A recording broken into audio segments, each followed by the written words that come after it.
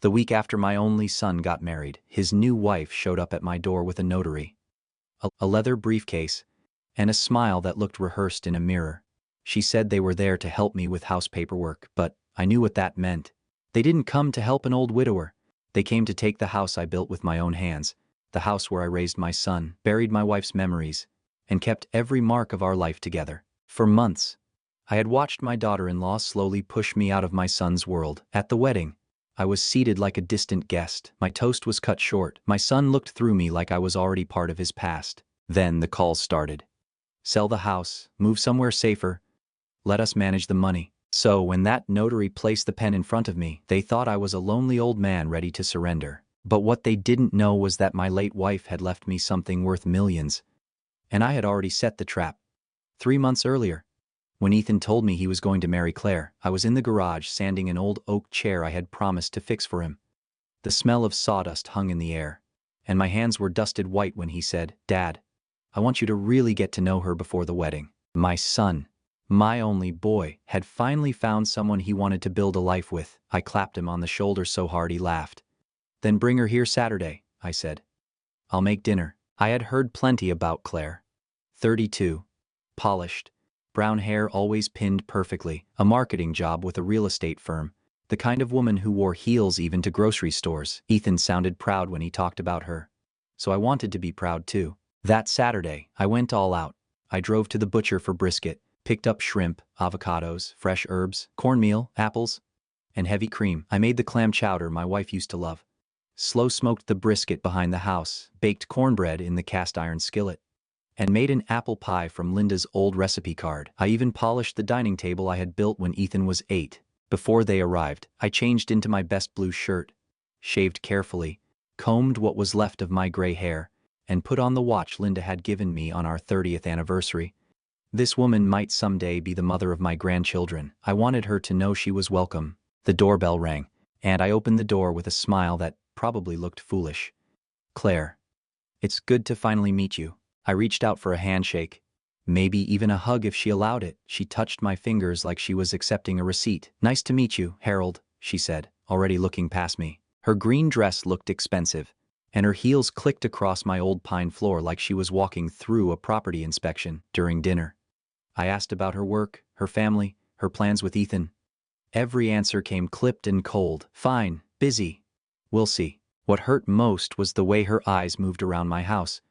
She noticed the patched wall by the hallway, the worn armchair, the old photographs, the handmade shelves, not with curiosity, with judgment. Ethan tried to help. "Dad smoked this brisket all day," he said. Claire pushed at the meat with her fork. "That's thoughtful," she said. "We usually prefer places with a more proper atmosphere." Proper. The word landed harder than any insult. My food wasn't proper. My house wasn't proper. The table I built, the chair Ethan grew up in, the life I had held together after Linda died, none of it measured up. Ethan changed the subject, but I had already understood.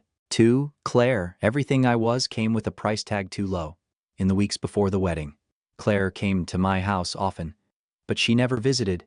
She perched on the edge of my couch like the cushions might stain her dress, phone glowing in her hand, answering emails while Ethan and I tried to talk. She never asked about my day, my health, or projects in the garage Ethan used to love. One afternoon, while I poured coffee, she smiled and said, "After the wedding, Harold, you'll finally have more quiet time to yourself." Quiet time. It sounded less like kindness and more like a warning, as if my place in Ethan's life already had an expiration date. Wedding planning made it clearer. Claire controlled every detail. The venue, the flowers, the guest list, even which relatives were appropriate. I offered to build a simple wooden arch for the ceremony from walnut boards I had saved for years. Something strong and personal. Something Ethan could keep. Claire laughed softly. "That's sweet, but we don't want the wedding looking rustic." Rustic, homemade, cheap.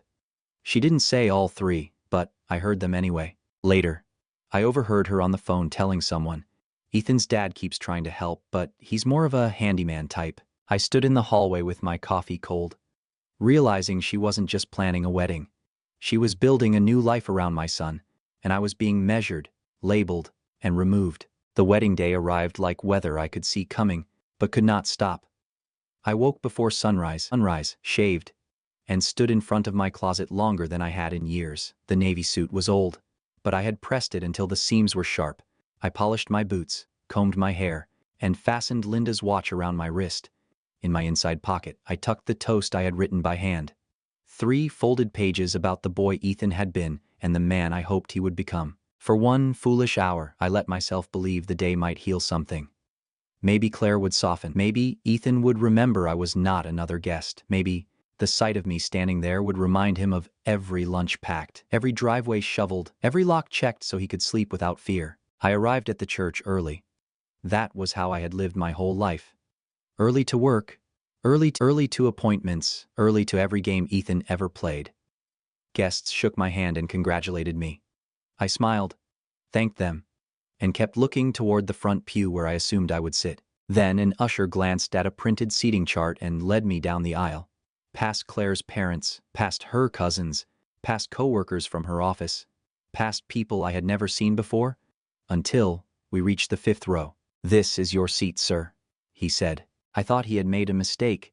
The father of the groom did not sit behind strangers, but the card on the pew said Harold Bennett in neat black letters. Claire had placed me there on purpose. From that distance, I watched my son stand at the altar. I had to lean sideways to see his face around a tall man in front of me. When Claire walked in, everyone rose. I rose too, but something in my chest stayed seated. At the reception, humiliation came, dressed as politeness. Claire introduced me to one of her friends with a bright, empty smile. "This is Ethan's dad. He's good with tools." That was it. 34 years of fatherhood reduced to a pair of hands. Dinner was worse. I was seated near the back with distant relatives who talked around me like furniture. From there, I watched Ethan laughing at the head table. Absorbed into Claire's world, I chewed dry chicken and told myself not to be dramatic. When the toasts began, I touched the papers in my pocket. Claire's father spoke first, then her mother, then her sister, 2 bridesmaids, and one of Claire's colleagues. I waited, hands folded, heart beating harder with each speech. Finally, someone at my table said, "Is the groom's father saying anything?" Claire turned toward me slowly. Of course, Harold can say a few short words. Short. The word landed like a lid closing. I stood, knees stiff, and unfolded my pages. "I want to thank everyone for being here. Ethan, when your mother was alive, she used to say." Claire began clapping. Not after I finished, not even after a sentence that made sense. She clapped over my dead wife's name. The room, confused and eager to follow the bride, joined in. Applause swallowed my voice. I stood there holding 3 pages no one wanted to hear, then folded them carefully and sat down. I did not look at Ethan for a while. Later, music started. Ethan danced with Claire, then with her mother, then posed for pictures with her family. I waited near the edge of the floor, one hand over Linda's watch. Ethan had promised me, "We'll get a moment, Dad." That moment never came. Near 11, I found him by the bar. "Son, I'm heading home." He hugged me quickly, already looking past my shoulder. "Thanks for everything, Dad, love you." Claire appeared beside him. "Thanks for coming, Harold." Coming. Like I had been invited from a mailing list. In the parking lot, I heard her laughing with friends.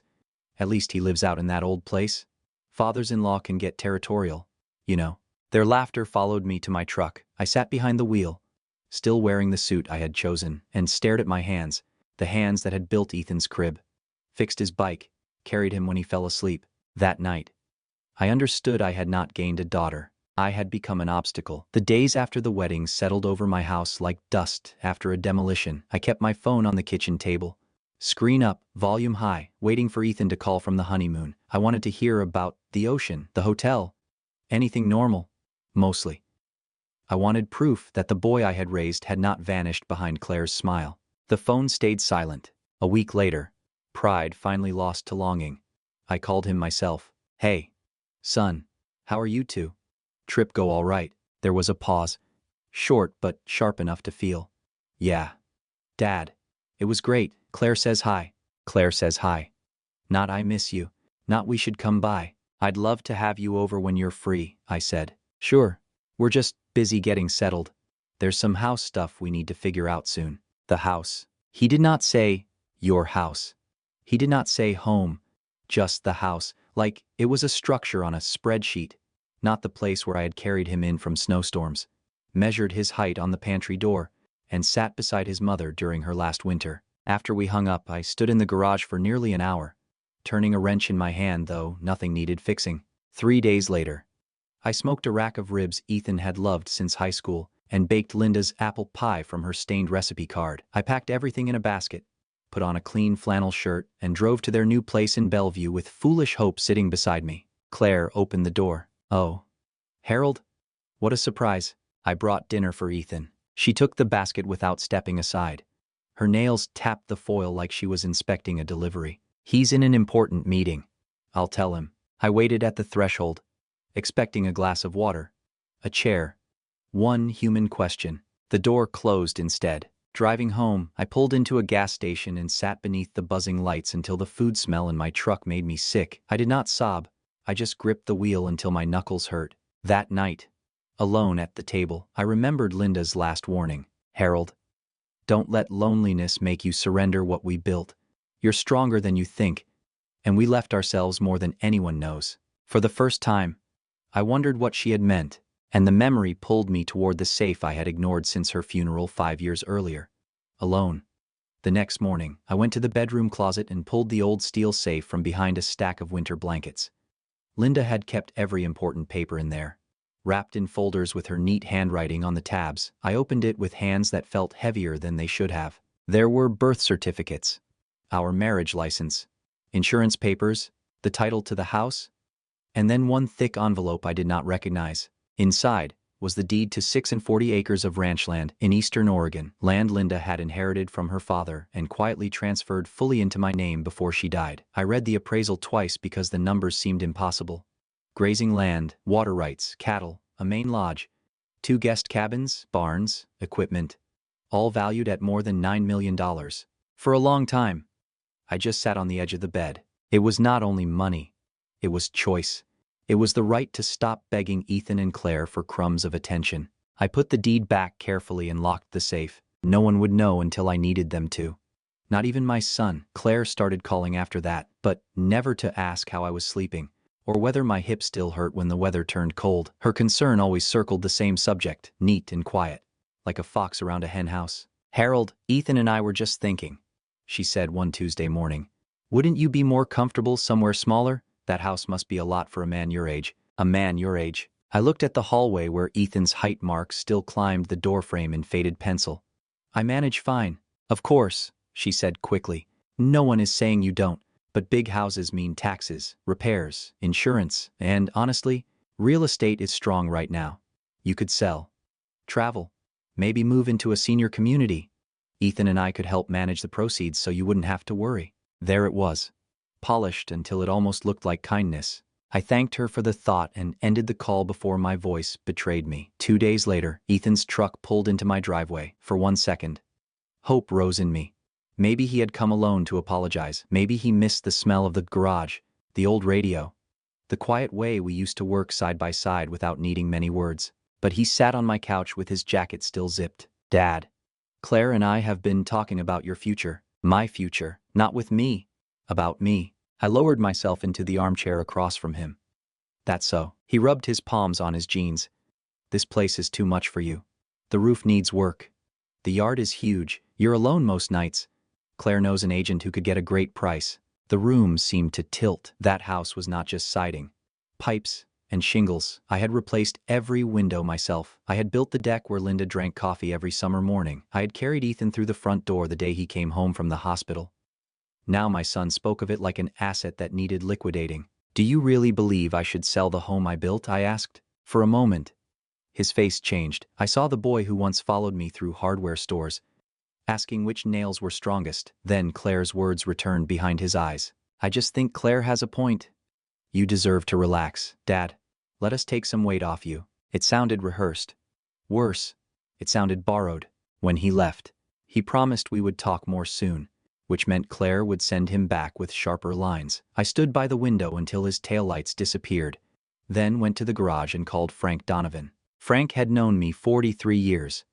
We had built roofs together, fished rivers, buried friends, and sat through Linda's funeral shoulder to shoulder. If there was one man who could hear the truth without dressing it up, it was him. I told him everything: Claire's first cold dinner, the wedding, the house calls, Ethan's visit, and finally the ranch Linda had left me. Frank went silent. Then he said, "Harold, that woman doesn't look at your house like family. She looks at it like a listing.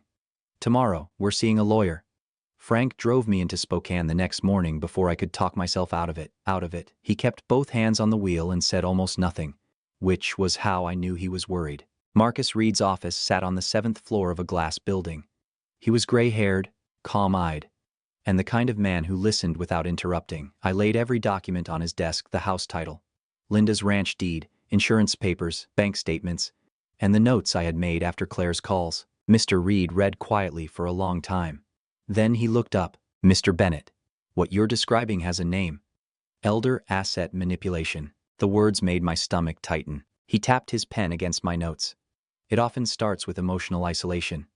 The older person is made to feel lonely, outdated, or incapable. Then the family presents a solution that sounds protective but transfers control to them." Frank muttered, "That is exactly what she's doing." I told Reed about Victor Lane, the notary Claire had already brought once, and how she called it house paperwork. Reed's expression hardened. "Do not sign anything.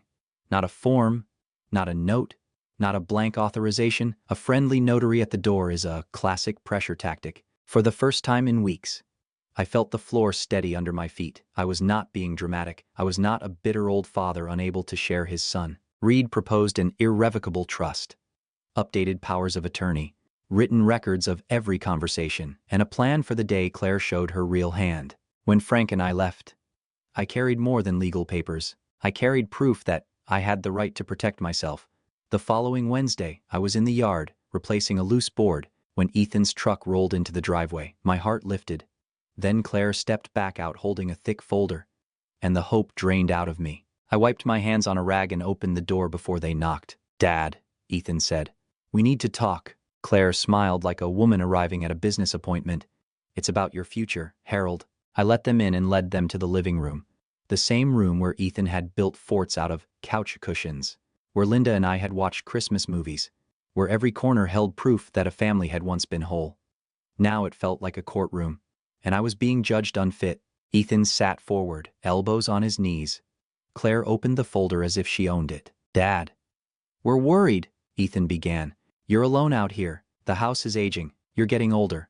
Claire and I just think you need support." I nodded slowly, keeping my face tired. Harmless. Marcus Reed had warned me they might come dressed in concern. "What kind of support?" I asked. Claire slid the first paper toward me. "We consulted a few financial specialists who work with seniors. They all agreed simplifying your assets would be safest. One house, one account, one clear plan." "Which specialists?" I asked. "I don't remember speaking to any." Ethan gave me the patient look people reserve for children. "That's the point, Dad. You haven't had proper guidance. Claire knows people who understand this better than we do." "Better than we do." He said it as if I had not managed mortgages, payroll, taxes, contracts, and a household for half a century. Claire tapped the paper with one manicured nail. "The market is excellent right now. If you sell this place, the money can be moved into a family management account. Ethan and I would help make decisions so no one takes advantage of you." No one, except the two people sitting across from me. I picked up the document and pretended to squint. In truth, I was reading every line with a contractor's eye for hidden rot. Sell the residence, deposit proceeds into a joint account, grant Ethan Bennett and Claire Bennett authority to manage investments, disbursements, and future housing decisions. Future housing decisions. I let my hand tremble slightly. If I sell, where would I live? Claire was ready. She pulled out a glossy brochure and placed it on top of the papers. A smiling, gray-haired man sat beside a fake pond, under the words, "Independent Assisted Living." "We found a wonderful senior community," she said. "Private rooms, medical staff, activities, meals, transportation. You wouldn't have to worry about repairs or cooking or being alone. A senior community, a facility, a soft prison." "This is my home," I said, letting my voice come out smaller than I felt. "I built half this place myself." Ethan looked uncomfortable, but Claire leaned in. "And that is beautiful, Harold. But memories don't make stairs safer. They don't fix plumbing. They don't protect you if you fall." There it was, the costume of care, the language of safety used like a leash. "What if I don't want to sell?" I asked. Claire sighed gently. as if I had disappointed her by thinking, no one wants to force you. But at your age, stubbornness can become dangerous. Bad actors target lonely older men. They flatter them, confuse them, get them to sign things. We're trying to prevent that. The irony almost made me laugh. Ethan reached for my arm. Dad, this would give us peace of mind. We could stop worrying all the time. All the time. He had barely called since his honeymoon. Yet apparently, worry had consumed him. Claire spread more pages across the table. We've already spoken with Victor Lane. He can notarize everything once you're comfortable. There's also language that protects you if doctors later believe you can't manage independently. I felt the room go cold. They were not only trying to take the house, they were preparing a path to take my right to object. I rubbed my forehead, performing the frail old man they needed me to be. Inside, every word burned itself into memory for Marcus Reed. This is a lot, I whispered. I need time. Claire and Ethan exchanged a quick glance. Victory, they thought. Of course, Ethan said, standing to hug me. His arms were stiff, his cheek barely touching mine. It felt less like love than a signature collected early. But don't wait too long, Claire added, gathering the papers. Good opportunities disappear. After they left, I remained in the chair until the engine faded down the street. Then, I picked up the phone and called Marcus. They showed me the plan, I said. Sell the house, move me into assisted living, and give them control. His answer was calm. Then we prepare for the next visit. After Ethan and Claire left, the house felt contaminated. As if their plan had left fingerprints on the walls. I did not take off my work boots before calling Marcus Reed. They showed the thing. I told him. Sell the house, move me into assisted living, put the money where they can manage it. And language about me not being able to handle my affairs later. Marcus did not sound surprised. That frightened me more than panic would have. Harold, listen carefully, he said. Do not sign anything. Not tomorrow. Not next week. Not if your son cries in front of you. From this moment forward, every conversation matters. If your state law allows it and you are part of the conversation, record them. We need their intent in their own words. That night, sleep never came. I walked from room to room, touching the life Claire wanted priced and cleared out. The pantry door still held Ethan's height marks. The mantel still carried Linda's photograph. In the garage, my tools hung in the same order they had for 30 years. They called it simplifying. I called it erasing a man while he was still breathing. The next morning, Frank came over with a digital recorder in his shirt pocket and a look on his face that said he was ready for war. My grandson uses this for college lectures, he said, placing it in my palm. Press this red button. It'll run 8 hours. Keep it in your jacket or on the side table. Let them talk. We practiced until I could use it without looking. For 3 days, I waited. I drank coffee, fixed a loose hinge, checked the mailbox, and felt like a deer pretending not to hear hunters in the brush. Friday afternoon, Claire called. Have you thought about our proposal? Harold, the senior community has limited openings. I let my voice go thin. I have. But I get confused by all the papers. Could you and Ethan come explain it again? A pause. Then her smile entered the phone. Of course. Tomorrow afternoon. We'll bring everything. Saturday afternoon came with a sky the color of wet steel. I placed Frank's recorder behind the brass lamp on the side table. Tested the red light once, then sat in my old armchair and waited. At 2 exactly. Ethan's truck stopped outside. Claire stepped out first, carrying the same folder. Dressed like she was closing a luxury sale. Ethan followed with his eyes down. Victor Lane came last, thin, neat, and smiling, his leather briefcase swinging at his side. Harold, Claire said brightly, I'm so glad you're ready to make the responsible choice. Responsible? That was what they called surrender. I let them in. Victor shook my hand with soft fingers and immediately glanced around my living room. Not like a guest, but like a man estimating value. He placed his briefcase on the coffee table and opened it with a snap. Inside were notary forms, a stamp, blue ink, clips, and a gold pen laid in velvet as if it were something sacred. Ethan sat beside me. Claire chose the chair closest to my right shoulder. Close enough that her perfume filled my nose. It was the hard sell position, the kind salesmen used when they wanted an old man to feel crowded. Dad, we brought everything ready, Ethan said, spreading papers across the table.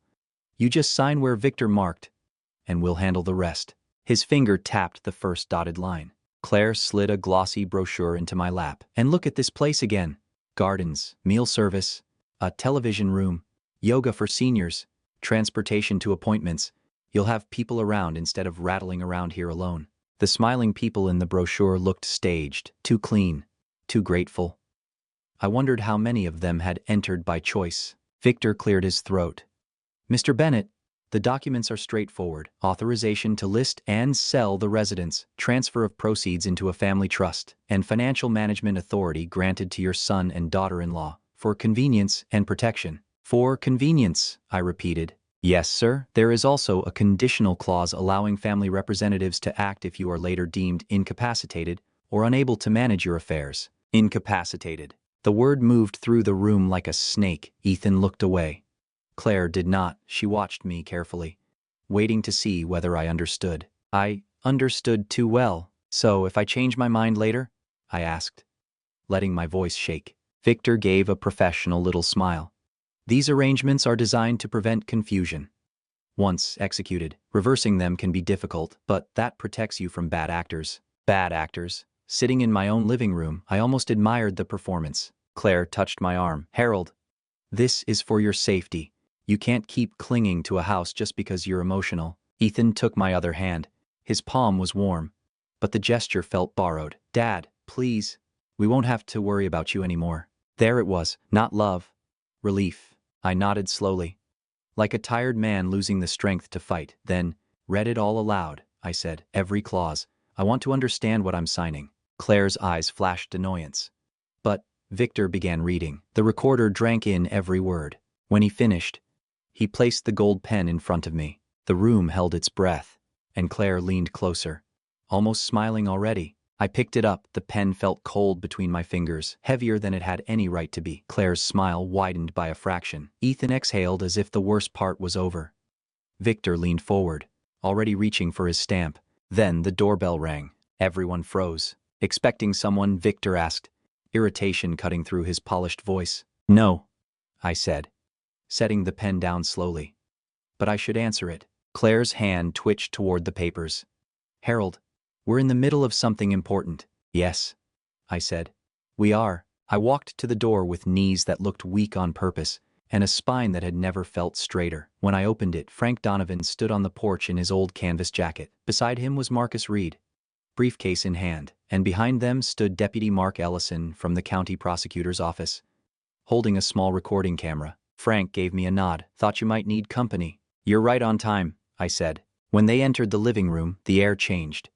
Claire rose halfway from her chair, then sat back down. Ethan went pale. Victor closed his briefcase halfway, then seemed to remember that closing it too fast looked guilty. Marcus Reed stepped forward. Good afternoon. I'm Marcus Reed, attorney for Mr. Harold Bennett. Deputy Ellison is here to observe and document this attempted transaction due to concerns of elder financial exploitation. Claire laughed once. Too sharp.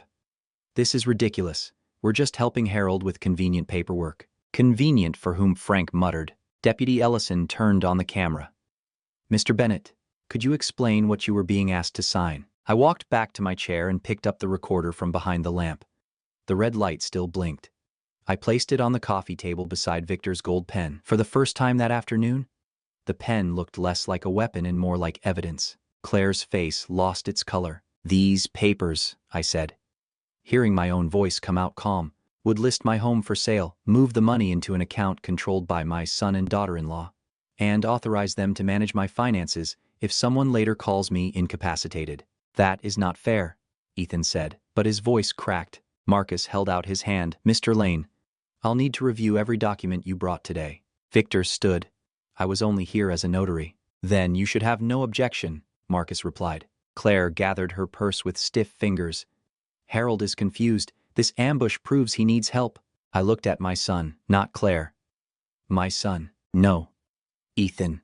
This proves I needed protection. For once, nobody had an answer. The room that had been their trap had become mine, and every word they had spoken now belonged to the law, with witnesses standing exactly where my fear had stood before. For several seconds, no one moved. Claire kept staring at the recorder, as if it had grown teeth. Victor stood with his hand frozen over the briefcase. Ethan looked from Marcus to Deputy Ellison, then to me, searching my face for the confused old man he had been promised. I was finished playing him. Before anybody leaves, I said, there is one more document I want on this table. I walked to the bedroom, brought out the steel safe, and opened it in front of them. The sound of the lock turning seemed louder than thunder. From the back compartment, I removed the thick envelope with Linda's handwriting on the corner. Ranch deed. Claire's eyes narrowed, trying to understand. I laid the papers beside the sale documents they had prepared for my house. My late wife left me 640 acres in eastern Oregon, I said. Grazing land, water rights, cattle, cabins, equipment, the whole thing. I simply never mentioned it. The silence changed shape. Marcus picked up the appraisal sheet with a calmness that felt almost ceremonial. According to the latest valuation, the ranch is worth just over $9 million, not including pending cattle sales or pieces of heavy equipment. Claire's mouth opened, then closed. For once, no polished sentence came out. Ethan stared at the deed like it belonged to a stranger. Maybe, in that moment, I did too. Not a helpless father, not an old man rattling around in a house too large for him. A man with choices. Victor recovered first, Mr. Bennett. Assets of that size require professional oversight. I can recommend. Marcus raised one hand. Mr. Lane, your recommendations are not required.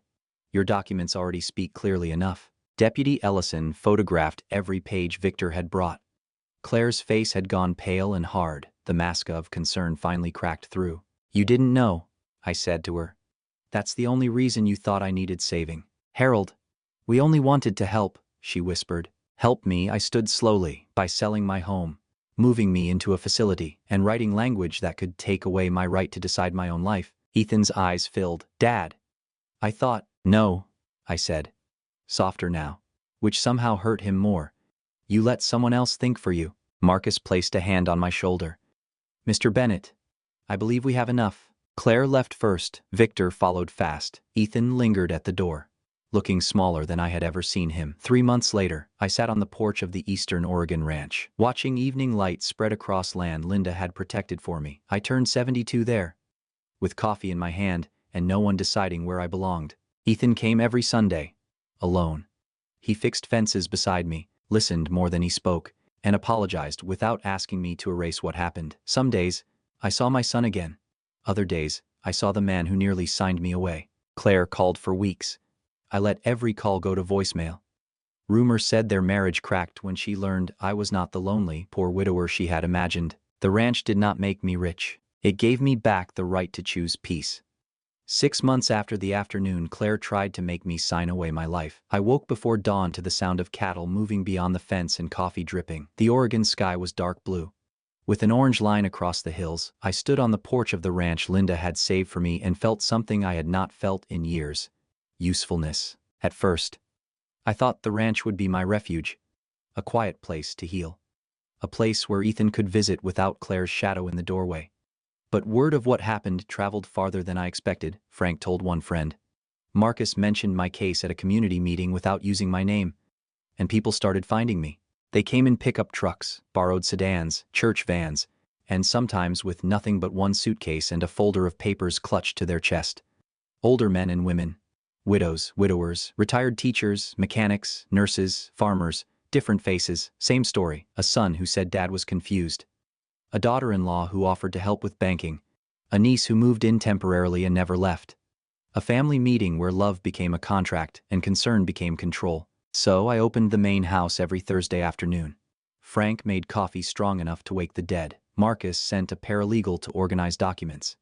We put folding chairs in the dining room and called it a rights workshop, though most people called it the place where they could breathe. The first case that stayed with me was Walter Briggs, 74. A retired school bus mechanic from Idaho. His daughters had convinced him to sign a power of attorney after a minor stroke. Within months, his truck was sold, his pension was redirected, and he was moved into a spare bedroom in his younger daughter's house.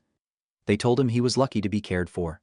He told me, in a voice rough with shame, that he had to ask permission to buy his own shaving cream. I sat with Walter in the rocker by the window, the same place where I had once sat after Claire slammed a door in my face. Can a man take his life back at my age, he asked. I looked at his hands, scarred and oil-stained like mine. Yes, I said, but first you have to stop believing they own you. Marcus reviewed Walter's file the next morning. The signatures were questionable. The medical statement had been stretched far beyond what the doctor actually wrote. The financial transfers were sloppy, greedy, and arrogant.